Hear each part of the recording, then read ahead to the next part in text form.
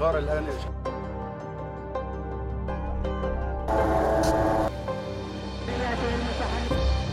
Israel अपने अस्तित्व की जंग लड़ रहा है, वहीं मिडिल ईस्ट में उसके चारों तरफ एक ऐसा आग का चक्र तैयार हो गया है जिस पर कदम रखते ही इजरायली सेना के ऊपर बम और गोले बरस रहे हैं।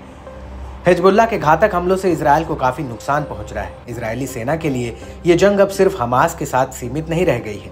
इस जंग में अब आईडीएफ को हमास के साथ साथ उसके प्रतिरोधी गुटों का भी सामना करना पड़ रहा है।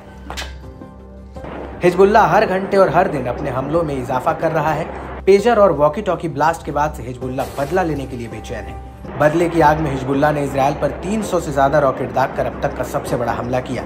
हिजबुल्लाह यही नहीं रुका है, उसने इजराइल की खुफिया एजेंसी मोसाद को निशाना बनाया। जी हाँ, हिजबुल्लाह ने पहली बार इजरायली खुफिया एजेंसी मोसाद के मुख्यालय पर मिसाइल दागने का दावा किया है। हिजबुल्लाह ने सुबह घोषणा की कि उसके लड़ाकों ने तेल अवीव के उपनगरीय इलाके में मोसाद मुख्यालय को निशाना बनाकर कादर एक बैलिस्टिक मिसाइल दागी।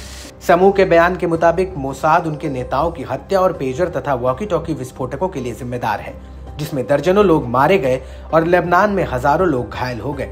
इसके साथ ही हिजबुल्लाह ने कहा कि यह हमले का गाजा पट्टी में दृढ़ फिलिस्तीनी लोगों और उनके बहादुर और सम्मानजनक प्रतिरोध के समर्थन में है, लेबनान और उसके लोगों की रक्षा के लिए है। दरअसल हिजबुल्लाह इस वजह से भी भड़का हुआ है क्योंकि इजराइल की तरफ से बेरूत में किए गए हवाई हमलों में उसके एक वरिष्ठ कमांडर की मौत हो गई है। इजराइल और हमास के बीच जारी जंग में ऐसा पहली बार है जब हिजबुल्लाह ने तेल अवीव पर रॉकेट से हमला किया है। वहीं दूसरी तरफ आईडीएफ दावा कर रही है कि हिजबुल्लाह की मिसाइल को उसके एयर डिफेंस सिस्टम ने इंटरसेप्ट कर लिया है। आईडीएफ ने कहा कि रॉकेट हमलों को एयर डिफेंस सिस्टम ने नाकाम कर दिया, जिसके बाद तेल अवीव में चेतावनी वाले सायरन बजने लगी।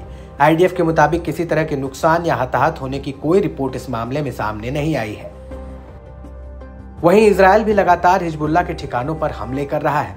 इजराइल ने लेबनान के कई इलाकों में एक साथ हमला किया। आईडीएफ ने कहा कि उसके फाइटर जेट्स ने रात में लेबनान के कई इलाकों में एयर स्ट्राइक कर हिजबुल्लाह के कई लॉन्चिंग पैड को नष्ट किए हैं। इस सब के बीच इजराइल के पीएम बेंजामिन नेतन्याहू ने लेबनान के नागरिकों को एक संदेश दिया है कि इजराइल की जंग लोगों से नहीं बल्कि हिजबुल्लाह से है। हिजबुल्लाह लेबनान के लोगों को ढाल बना रहा है और हिजबुल्लाह ने हमारे घरों पर रॉकेट दागे, हमारे लोगों को बचाने के लिए हमले किए। यहाँ देखने वाली बात यह है कि हिजबुल्लाह कमांडर फौज शुक्र की मौत के बाद से हिजबुल्लाह अपने हमलों में तेजी लाया है, लेकिन इजराइल को यहाँ किसी भी मामले में कम नहीं कहा जा सकता, क्योंकि आईडीएफ जिस तरह हिजबुल्लाह के हमलों को झेल रही है उसके जवाब में वो भी उतनी ही तेजी से और भयानक तरीके से हमला कर रही है।